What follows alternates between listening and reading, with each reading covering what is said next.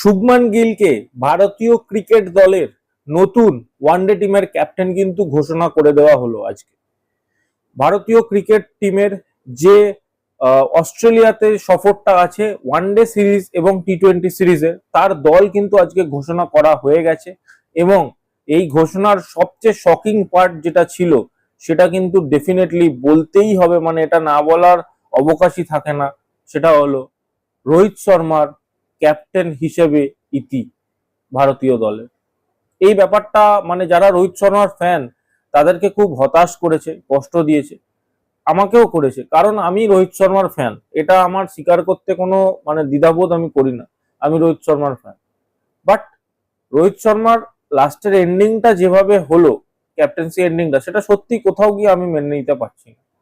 মানে রোহিত শর্মা এমনই একটা প্লেয়ার, সে যদি ক্যাপ্টেন্সি করার তার ইচ্ছা না থাকতো 2027 বিশ্বকাপে, তাহলে সে কিন্তু অনেকদিন আগেই স্টেপ ডাউন করে দিত। যখন এখন মানে ভালো নোটে করতে পারতো, কারণ চ্যাম্পিয়ন্স ট্রফি এই বছরের মার্চ মাসেই কিন্তু সে জিতেছিল, এবং তখনই সে বলে দিতে পারতো যে আমি কিন্তু আর ওয়ানডেতে ক্যাপ্টেন্সি করব না। বাট না, রোহিত কিন্তু সেই সময় ঘোষণা করেন। এবং সেটাই নয়, আমরা কিন্তু এতদিন অ্যাজাম্পশন করে চলছিলামই যে রোহিত শর্মা ওয়ানডে টিমের ক্যাপ্টেন থাকবে টিল 2027 ওয়ার্ল্ড কাপ।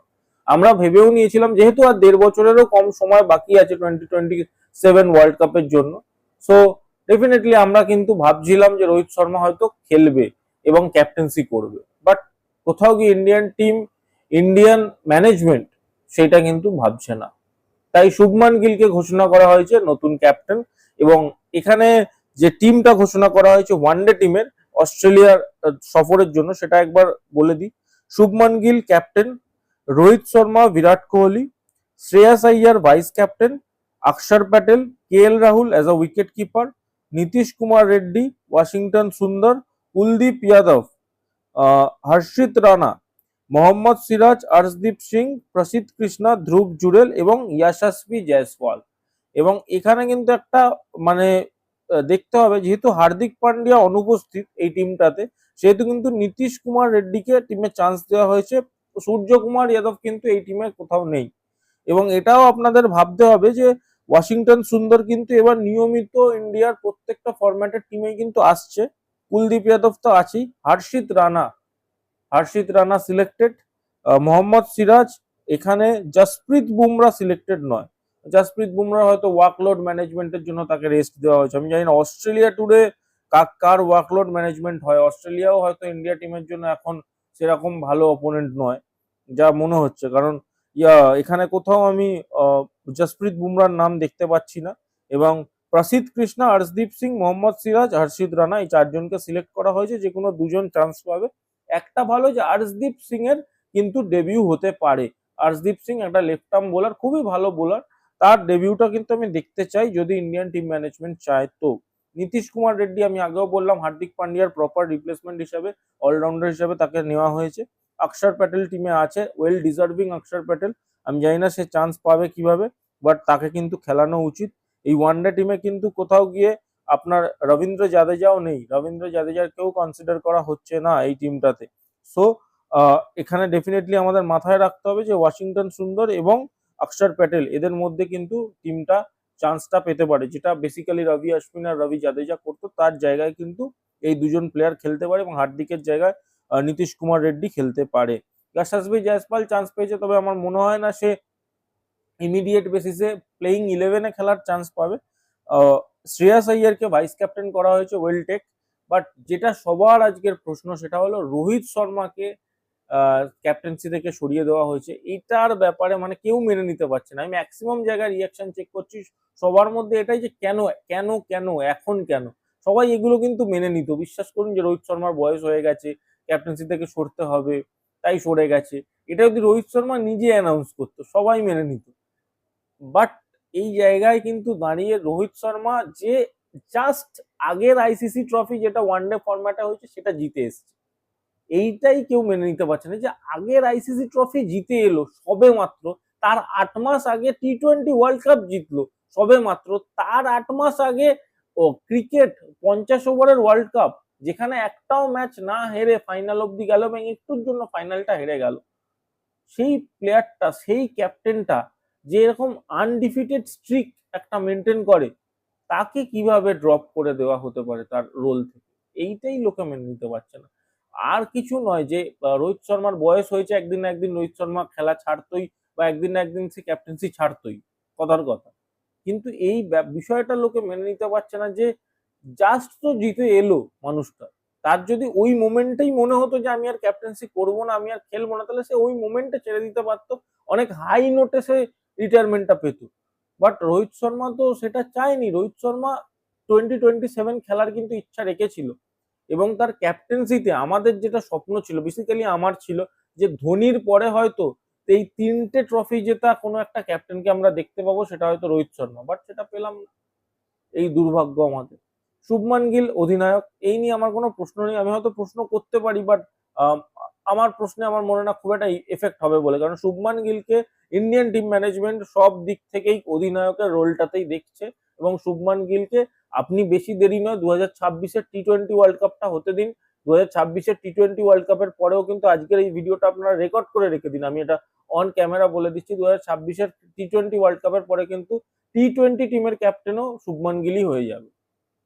এবং এটা কিন্তু হতে চলেছে, নইলে শুভমান গিলের মতো প্লেয়ার যেভাবে খেলে, মানে শুভমান গিল খারাপ প্লেয়ার নয়, কিন্তু যেহেতু সঞ্জু স্যামসন এর মতো প্লেয়ার যে ওপেন করে এত ভালো ট্র্যাক রেকর্ড রেখেছিল, তাকে যদি ড্রপ করে দেওয়া যেতে পারে শুধুমাত্র একটা প্লেয়ারকে ক্যাপ্টেন্সি, ভাইস ক্যাপ্টেন্সি আছে বলে খেলানোর জন্য, তাহলে শুভমান গিল খুব শীঘ্রই T20 টিমেরও ক্যাপ্টেন হবে, এবং এটা নিয়ে কারোর কোনো সন্দেহই নেই, সবাই বুঝতে পারছে। এবং যেটা না বলারই নয়, সেটা হলো যে এই ওয়ানডে টিমে বিরাট কোহলি, রোহিত শর্মা, ওয়ানডে এখন হয় না, বাইলেটারাল সিরিজ, এবং এই রোহিত শর্মা, বিরাট কোহলি অস্ট্রেলিয়া সিরিজ খেলবে, আবার কবে খেলবে কেউ জানে না। সো এই যে ক্যালেন্ডারের গ্যাপ, তারা কি আদৌ 2027 এবার খেলার জন্য রেডি থাকবে, সেটাও কিন্তু আমাদেরকে দেখতে হবে, নাকি অস্ট্রেলিয়ার ট্যুরই তাদের জন্য এন্ড হয়ে যাবে। কারণ রোহিত শর্মার বিষয়টাই ইফেক্টিভ, কারণ বিরাট কোহলি অনেকদিন আগে থেকেই ক্যাপ্টেন্সির সমস্ত রোল থেকে বাইরে ছিল। বিরাট কোহলিকে এই ক্যাপ্টেন্সি ব্যাপারটা হ্যাম্পার করবে না, বাট রোহিত শর্মা ক্যাপ্টেন্সির সাথে সাথে লাস্ট ম্যাচ যেটা সে ক্যাপ্টেন্সি করেছে, ইন্ডিয়া চ্যাম্পিয়ন্স ট্রফি জিতেছে, সেখানে কিন্তু সে ম্যান অফ দ্য ম্যাচও ছিল। সো এই ব্যাপারটা কিন্তু সত্যি একটা দুঃখজনক। এছাড়াও T20 টিমও অ্যানাউন্স হয়েছে। T20 টিমটাও যদি আপনাদেরকে বলে দিই, T20 টিমে Suryakumar Yadav captain, Abhishek Sharma, Shubman Gill vice captain, তিলক ভার্মা, রিঙ্কু সিং, জিতেশ শর্মা, সঞ্জু স্যামসন, নীতিশ কুমার রেড্ডি, শিবম দুবে, অক্ষর প্যাটেল, ওয়াশিংটন সুন্দর। নীতিশ কুমার রেড্ডি দুটো দলেই চান্স পেয়েছে বিকজ অফ হার্দিক পান্ডিয়া না থাকার জন্য। বরুণ চক্রবর্তী, জসপ্রীত বুমরা, আশদীপ সিং, কুলদীপ যাদব, হর্ষিত রানা। হর্ষিত রানাও দুটো দলেই চান্স পেয়েছে, এবং বলতেই হচ্ছে জসপ্রীত বুমরা কিন্তু T20 খেলছে। জসপ্রীত বুমরা T20 দলে আছে। এবার এই টিমটায় যদি আমি দেখি, এই টিমটাতে কিন্তু সঞ্জু স্যামসন আছে, কিন্তু সঞ্জু স্যামসনের ওয়ানডে টিমে হওয়া উচিত ছিল, তার কারণ সঞ্জু স্যামসন আগের ওয়ানডে ম্যাচগুলোতে ভালো পারফরমেন্স করেছিল, হয়তো সে চান্স পেত না, কারণ ওয়ানডেতে জেনারেলি KL রাহুলই উইকেট কিপিং করবে এবং খেলবে মিডিল অর্ডারে। সো চান্স হয়তো পেত না, বাট সঞ্জু ডিজার্ভ করতো ওয়ানডে টিমটাতে। বাট যেখানে সে চান্স পেয়েছে, সেটা দেখতে হয় কোন নাম্বারটা তার জন্য ফিক্সড করা হয় T20 টিমে, কারণ T20 টিমে কিন্তু সঞ্জু স্যামসনের নাম্বার একদমই মানে ফিক্সড হচ্ছে না, কখনো 7-এ চলে আসছে, কখনো আবার 3-এ চলে যাচ্ছে। তো এইভাবে কিন্তু চলতে পারে না। এশিয়া কাপ ইন্ডিয়া জিতে গেছে, কিন্তু ওয়ার্ল্ড কাপে আটকে যাবে, যেখানে ইংল্যান্ড, অস্ট্রেলিয়া, নিউজিল্যান্ড, সাউথ আফ্রিকার মতো টিম থাকবে। সেখানে যদি এরকম এক্সপেরিমেন্ট বাজি করতে যায়, তাহলে কিন্তু টিম ইন্ডিয়া আটকে যাবে। এবং বলাই বাহুল্য, এই এই টিমটাতেও কিন্তু অক্ষর প্যাটেল, ওয়াশিংটন সুন্দর আছে, এবং শিবম দুবের চান্সও আছে। শিবম দুবে, নীতিশ কুমার রেড্ডি দুটো অলরাউন্ডার।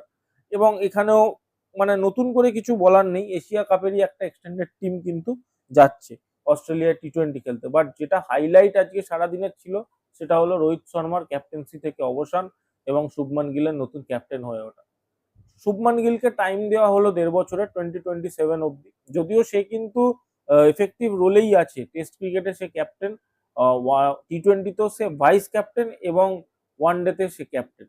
সো তার কাছে একটা লম্বা পিরিয়ড অফ টাইম 2027-এ দুটো জিনিস আছে, এক তো WTC আছে, WTCর ফাইনাল, অ্যান্ড সেকেন্ড ইন্ডিয়ার world cup.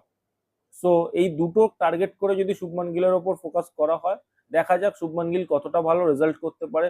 Vice captain Shreyas আইয়ারের জন্য আমি খুব খুশি, কারণ শ্রেয়াস আইয়ার ওয়েল ডিজার্ভিং, একজন ভাইস ক্যাপ্টেন, হয়তো তারই ক্যাপ্টেন হওয়ার কথা ছিল, বাট সামহাও ম্যানেজমেন্টের তাকে পছন্দ নয়, তাই শুভমান গিলকেই ক্যাপ্টেন্সি করা হয়েছে। আপনি ভেবে দেখুন না, নইলে 2025 যখন শুরু হয়, শুরুর দিকে অস্ট্রেলিয়া ইন্ডিয়া টিম ছিল এবং সেখানে শুভমান গিল ড্রপ হয়ে গেছিল তার বাজে পারফরমেন্সের জন্য।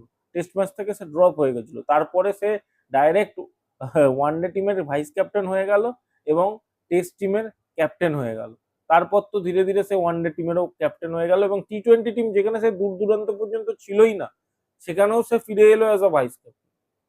তো সবকিছুই হচ্ছে ওয়েল উইশ, আমি অবশ্যই ওয়েল উইশ জানাবো শুভমান গিলের জন্য। তার আগামী দিন ভারতীয় দলের ক্যাপ্টেন হিসাবে শুভ হোক এবং রোহিত শর্মার লেগাসি কিন্তু সবসময় আমাদেরকে মনে রাখতে হবে। সে কিন্তু 11 বছরের একটা খরা কাটিয়ে ভারতকে ট্রফি এনে দিয়েছিল 2024-এর জুলাই মাসে, এবং এই 2025-এও মাত্র 8 মাসের মধ্যেই সে কিন্তু আর একটা আইসিসি ট্রফি জিতে দেখিয়েছিল।